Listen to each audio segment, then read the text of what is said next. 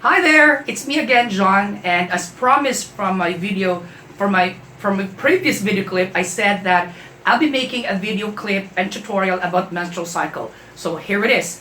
Aside from your menstrual cycle, I'll be also teaching you and talking about the regular method of what do you call this, family planning, wherein we have to count or we have to identify what specific days wherein you are safe to have sexual activity and you will not get pregnant. So I'll be talking about those stuff in this specific video clip. Okay?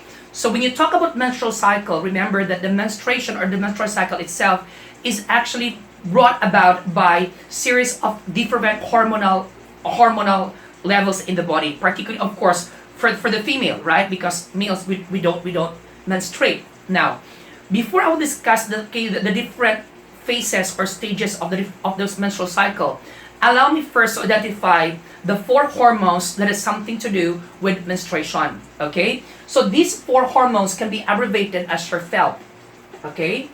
As your FELP. Now, what does FELP stand for? FELP stands for FSH. E stands for estrogen. And L stands for luteinizing hormone. And P stands for progesterone. Now, this mnemonic is actually designed in such a way that you will know their exact pairing. So when you say FSH, the partner is always estrogen. Luteinizing hormone, the partner is always your progesterone. Okay? I mentioned in the previous video clip that your FSH and then your LH are hormones produced by the anterior pituitary gland or your adenohypophysis, right? I mentioned those stuff. So my focus here will be your estrogen and your progesterone. Now, what do you think is the importance of your estrogen?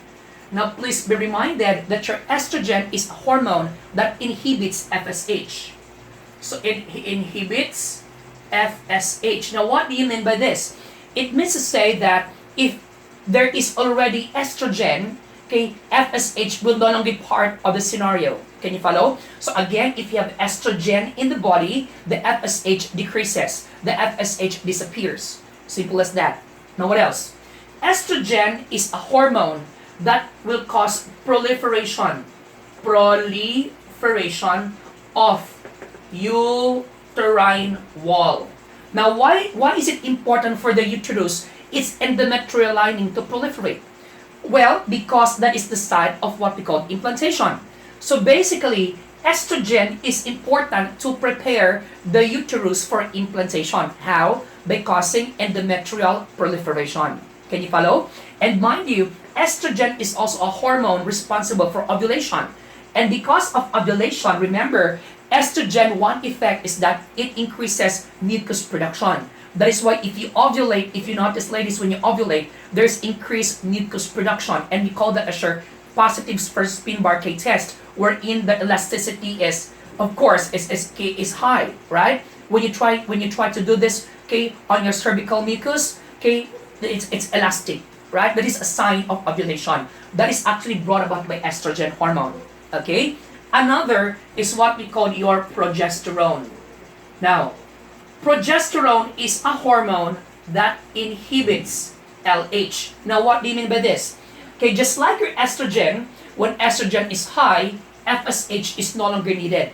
FSH disappears in the scenario. FSH now is eliminated, right? Now, with your progesterone inhibits LH. So what will happen? If you have progesterone in the body, if progesterone level increases, LH decreases. LH disappears. LH now is eliminated in the scenario. Now what else? Progesterone is a hormone that increases vascularity of the uterus. So what is the relevance of this? Well, if the uterus is highly vascularized or there's increased vascularity, well, it's a good thing. Why? It will maintain the course of pregnancy. In short, progesterone, between estrogen and progesterone is said to be the most important hormone. Why? This is the hormone that maintains the course of pregnancy. Question, how? Well, an increased vascularity would mean that there is sufficient enough blood supply for the developing embryo to maintain the course of pregnancy. So that's very important. Okay? So again, estrogen inhibits FSH. When estrogen is increased, FSH disappear. Estrogen is high, it causes proliferation on the endometrial lining. Progesterone maintains the course of pregnancy by increasing vascularity, which will make the uterus highly vascularized, sufficient to supply the developing embryo of good nutrients by increased vascularity. And with your progesterone, LH disappears. Can you follow? So these are important facts that you need to remember when you talk about estrogen and progesterone. Now, with respect to what we call menstrual cycle, there are actually three common phases of menstrual cycle. So what are the three phases of menstrual cycle?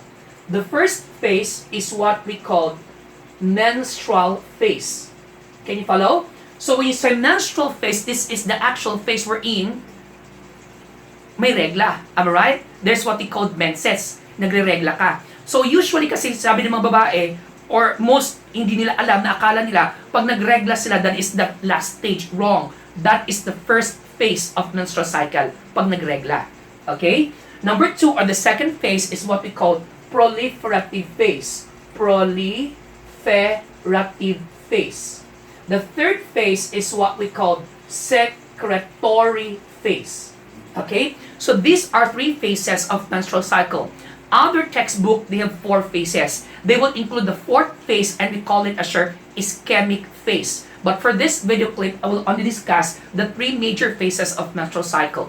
Okay? Now, before I will discuss this one, allow me to draw, the uterus, what will happen later on, and the cells inside. Okay?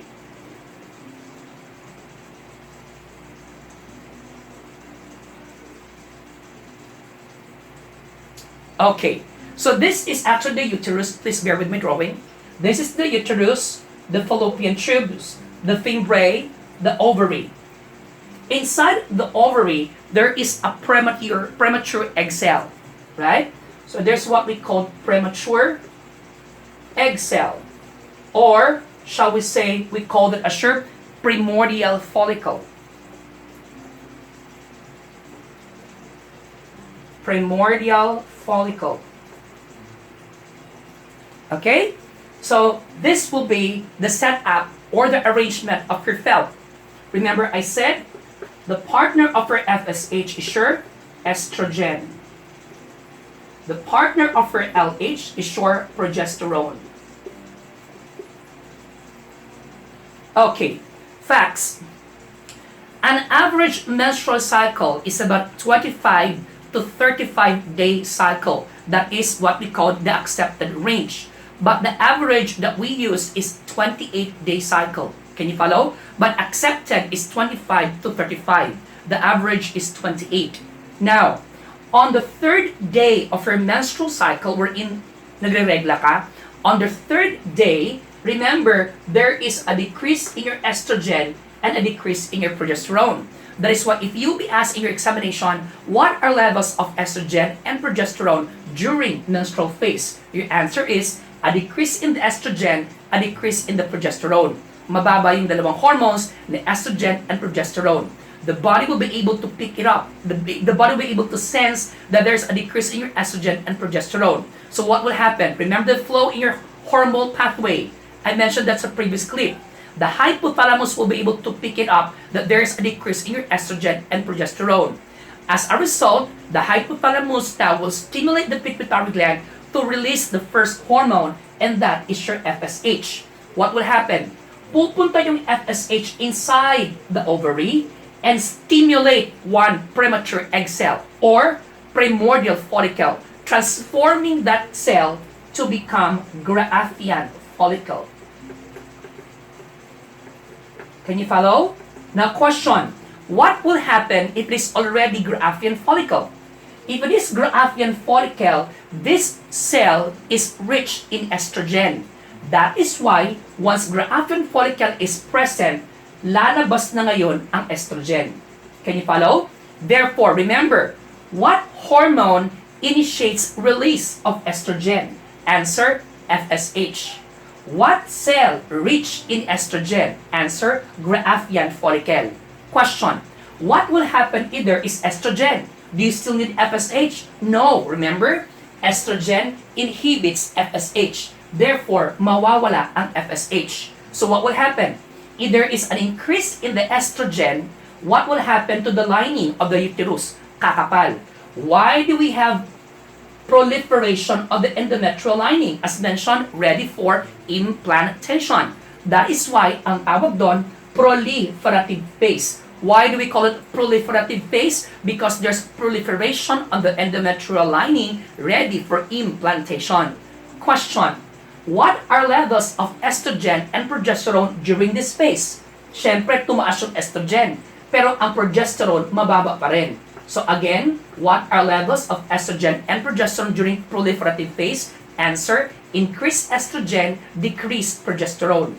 Question again, what hormone increases during proliferative phase? Answer, estrogen. That is why we also call that a estrogenic phase. What happened to your premature egg cell? It is converted to what? Graafian follicle. Graafian follicle. Kaya ang tawag, follicular phase. So please do not forget this. Proliferative phase, estrogenic phase, follicular phase ay iisa lang. Can you follow? Now, again, what are levels of estrogen and progesterone during proliferative phase? Increased estrogen, decreased progesterone. On the 13th day of the menstrual cycle, masyado mataas ang estrogen. Hindi pa rin tumataas ang progesterone. Malalaman ng mga katawan yan. So the hypothalamus will pick it up. Masyado mataas yung estrogen, pero hindi pa rin tumataas yung progesterone. So what will happen? The hypothalamus now will regulate your pituitary gland to release the second hormone, and that is your LH. So what will happen? Paglabas ng LH, it will go to your Graafian follicle, transforming Graafian follicle to what we call corpus luteum. Now, what will happen? Once it is corpus luteum, it is rich in progesterone. That is why, lalabas ngayon ang progesterone. Tataas ang progesterone. So again, what hormone initiates release of progesterone? Answer, LH. Having said progesterone kanina, that progesterone inhibits LH. So what will happen to your LH now? It disappears. Am I right? So again, question. What hormone inhibits LH release? Answer, progesterone. What cell rich in progesterone? Sagot, corpus luteum. Let's try to mix the concept kay yung estrogen kanina. Let's go back. What hormone initiates release of estrogen? FSH. What cell rich in estrogen? Graafian follicle. What hormone inhibits FSH release? Estrogen. What cell rich in progesterone? Corpus luteum. What are levels of estrogen and progesterone during menstrual phase? Decreased estrogen, decreased progesterone. What hormone initiates release of progesterone? LH. What hormone inhibits LH? Progesterone. What cell rich in progesterone? Corpus luteum. Can you follow? So I hope you're able to pick it up. Okay, let's proceed. What will happen now if there's an increase in your progesterone? As mentioned, it increases vascularity. That is why an increase in your progesterone will make the uterus now highly vascularized, sufficient to maintain the course of pregnancy. So pag maganda ang blood supply sa uterus, mabubuhay yung bata because there is good blood supply. Am I right? Kaya ang tawag, secretory phase. Why do we call it secretory phase? Because it is in the space where the most important hormone is being secreted, and that is your progesterone. Remember, I said that progesterone maintains the course of pregnancy. So the question, what are levels of estrogen and progesterone during secretory phase? Answer, increase estrogen, increase progesterone. Can you follow? Question, anong hormone ang tumaas during secretory phase? Siyempre, progesterone yung tumaas. Kaya we also call it a progesteronic phase. Question, what happened to your Graafian follicle? Graafian follicle is converted to what? Corpus luteum. Corpus luteum. That is why we also call this as your luteal phase. So please do not forget this. Secretory phase, progesteronic phase, luteal phase ay iisa lang. Can you follow? Now again, recap.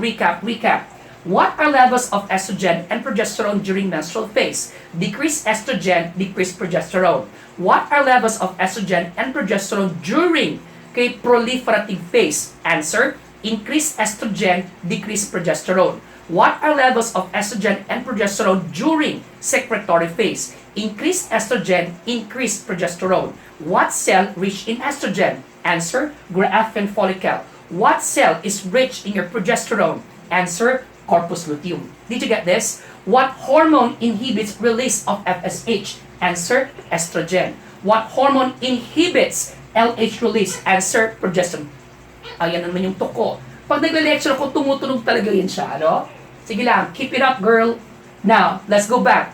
What hormone increases vascularity of the uterus, making it what?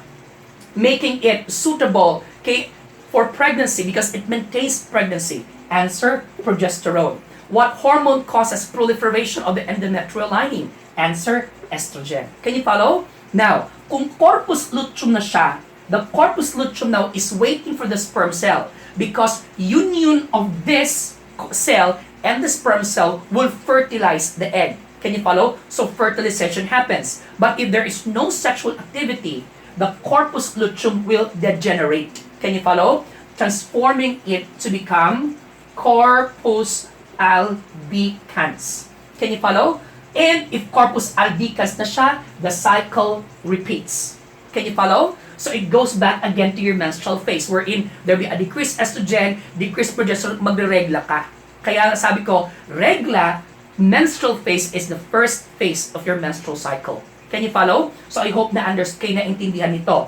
Now, in your examination, maybe local or foreign qualifying exam, minsan tinatanong ang transition ng premature egg cell hanggang corpus albicans. So please do not forget the transition from premature egg cell or primordial follicle to Graafian follicle to corpus luteum to corpus albicans. Now, remember I said that progesterone maintains the course of pregnancy. Am I right? Now, corpus luteum is important, lalong-lalo na on the first trimester because that is the cell rich in estrogen. To maintain the life of corpus luteum, you need to have your human chorionic gonadotropin. That is why expected on the first trimester. So when you say first allow me to erase this first.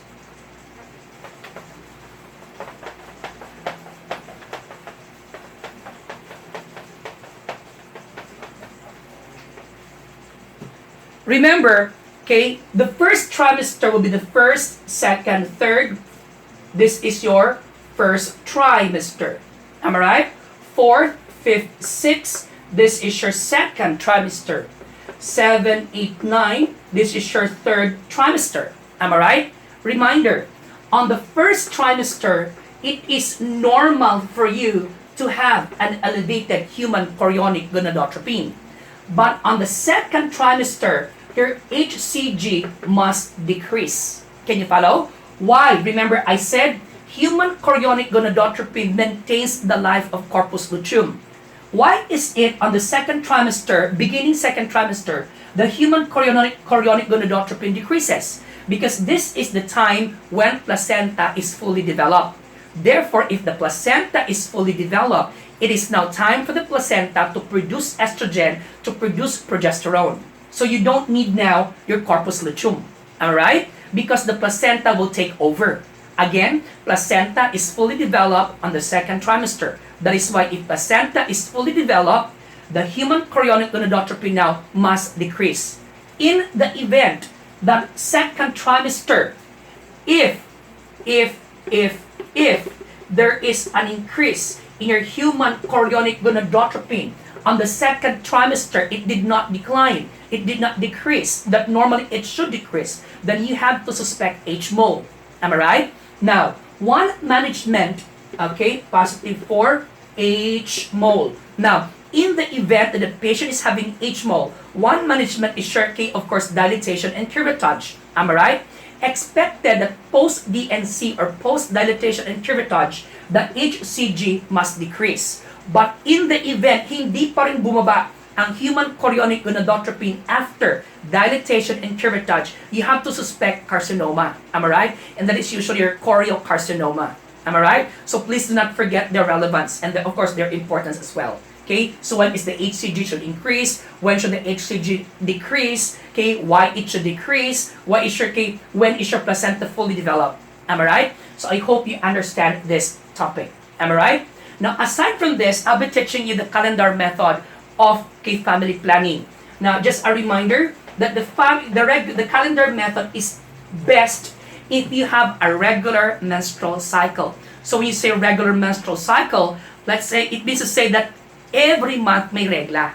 Am I right? So this is your calendar method. So sa calendar method, you have to identify the longest and the shortest cycle you had for 6 consecutive months. So ibig sabihin, for calendar method, you have to take down for 6 consecutive months your menstrual cycle. Can you follow? So for 6 consecutive months, you have to identify the shortest and the longest. Can you follow? So when you say shortest, okay, short and longest, sa short duration, you have to subtract 18.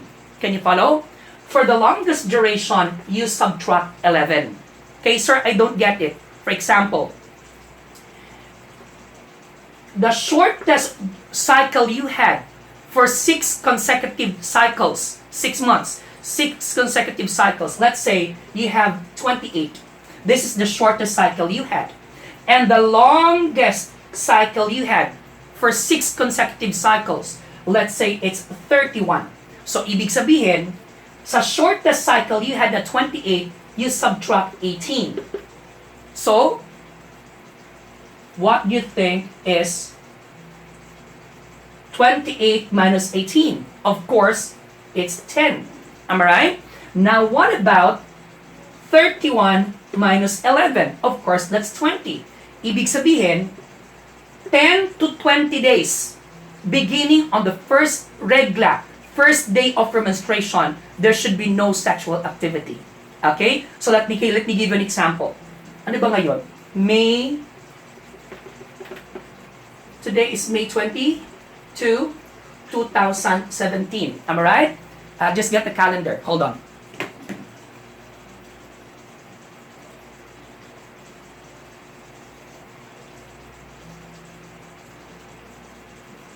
Okay. So, Sunday, Monday, Tuesday, Wednesday, Thursday, Friday, and Saturday. May 22 is Monday. 23, 24, 25, 26, 27, 28, 29, 30, 31. Am I right? So this will be your June 1, right? June 2, June 3, June 4, 5, 6, 7, 8, 9, 10, 11, 12, 13, 14, 15, 16, 17, 18, 19, 20, 21, 22, 23, 24. Okay, here. Today is May 22, 2017. Let's say that you will have your first day of menstruation on the 25. Can you follow? So, just an example. 25 ang first day ng regla mo.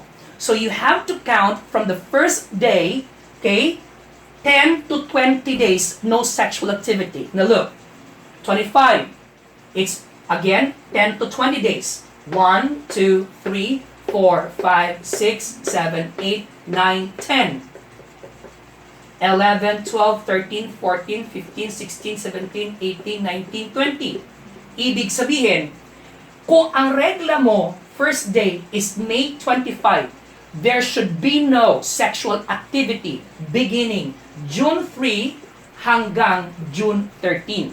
Can you follow? No sexual contact within these dates. Why? The Greek, because of the chance of being pregnant or getting pregnant. Can you follow? So with this is only applicable if you have a regular menstrual period, regular menstrual cycle. Can you follow? So again, reminder, you need to have at least record of your 6 consecutive cycle.